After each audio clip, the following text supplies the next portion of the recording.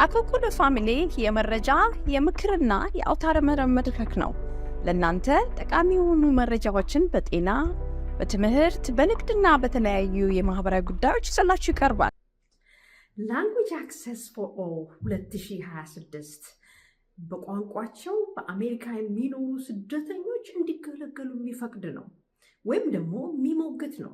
እንዴ ከዚህ በፊት እኮ በቋንቋችን እንገለገል ነበር። ልክ ነው። ግን አሁን የትራምፕ አስተዳደር ማርች 2025 ላይ በፈረመው መሰረት ኤግዜኪቲቭ ኦርደር ማንኛውም ቋንቋ ማንኛውም አገልግሎት ሊሆን የሚችለው በእንግሊዝኛ ብቻ ነው። እንግሊዝኛ የአሜሪካ ዋናው የመግባቢያ ቋንቋ ነው። በሱ ነው አገልግሎት የምናገኘው፣ በሱ ነው ሌሎች ፕሮግራሞች ውስጥ የምንታቀፈው።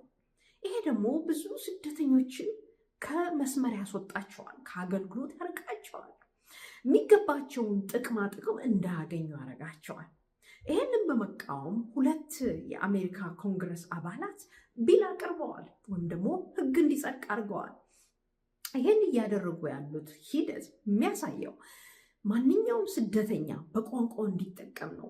ሕጉ ላይ የሚያሳየው ነገር አንደኛ ቤት ሲፈልጉ በቋንቋቸው ካልተስተናገዱ የሚነገራቸውን ነገር ስለማይረዱ አያገኙም። የጤና እንክብካቤ ሊያገኙ አይችሉም። ምክንያቱም በአፍ መፍቻ ቋንቋቸው ካልተነገራቸው በስተቀር ላይረዱት ይችላሉ፣ አይገባቸውም። በነገራችን ላይ አስተርጓሚ አይፈቅድም። ምንም አይነት አስተርጓሚ አይፈቀድም። በአብዛኛውን የአሜሪካ ኤጀንሲዎች፣ የመንግስት ድርጅቶች ውስጥ ኤአይ ወይም አርቲፊሻል ኢንቴሊጀንስ ትርጓሜ ይሰጣል። ይሄ ደግሞ የተሟላ አይደለም። እንደ ሰው ተግባብቶ በአይን በቋንቋ ሊያስረዳቸው አይችልም።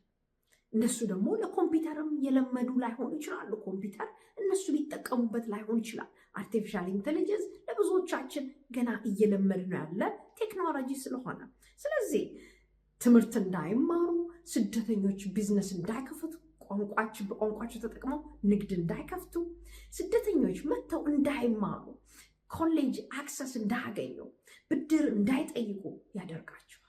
ይሄ ጸረ ስደተኛ ሕግ ነው የወጣው። ስለዚህ ከዚህ ቀድሞ ወደ ነበረው መመለስ አለብን። አሜሪካ ብዙ የተጠቀመችው በዛ ነውና፣ ስለዚህ ይሄ ሕግ ብዙን የሚጠይቀው ማንኛውም የመንግስት ኤጀንሲ በስሩ በቋንቋ ትርጓሜ እየሰጠ አገልግሎት እንዲሰጥ እንደ ቀድሞ ሁሉ ሰዎችን አስተርጓሚዎችን ወይም በቋንቋ የሚያስረዱትን በአርቲፊሻል ኢንቴሊጀንስ እንዳይቀይር፣ አርቲፊሻል ኢንቴሊጀንስ ራሱ ደግሞ መጠቀም ካለባቸው በዚህ እነዚህ ቋንቋዎች እንዲሰለጥ ፕሮግራም እንዲደረግ፣ በእያንዳንዱ የመንግስት መስሪያ ቤቶች ውስጥ ቡድን እንዲፈጠር፣ ቲም እንዲፈጠር።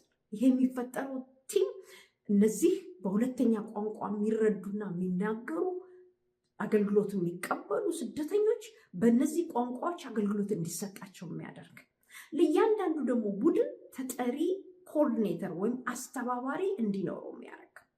ይህንን ደግሞ የማይሟላ ከሆነ የስደተኞችን ስሞታ ሮሮ እየተከታተለ ለመንግስት ሪፖርት የሚያደርግና አገልግሎቱ በበቂ ሁኔታና ከዛም በተሻለ እንዲቀጥል የሚያደርግ ነው። ይህ ትልቅ ምርታ ነው። ምክንያቱም እኛ ኢትዮጵያውያንም ኤርትራውያንም ሌሎችም ስደተኞች በዚህ ሕግ ተጠቃሚዎች እንሆናለን። ምክንያቱም በኤግዜኪቲቭ ኦርደር ማርች የወጣው ይጎዳናልና ነው። በየትምህርት ቤቶች ውስጥ በየአገልግሎቱ መስጫ ቋንቋዎቻችን አማርኛ፣ ሌሎችም ቋንቋዎች ኦሮምኛም ሆነ ትግርኛ ሲነገር ይበልጥ እንረዳለንና ነው። ሊንኩን አስቀምጥላችኋለሁ፣ ተከታተሉት። መልካም ጊዜ። ዌብሳይታችንን akolkuluFamily.com ይጎብኙ። በሶሻል ሚዲያም ከተሉን። አኮኩሉ ፋሚሊ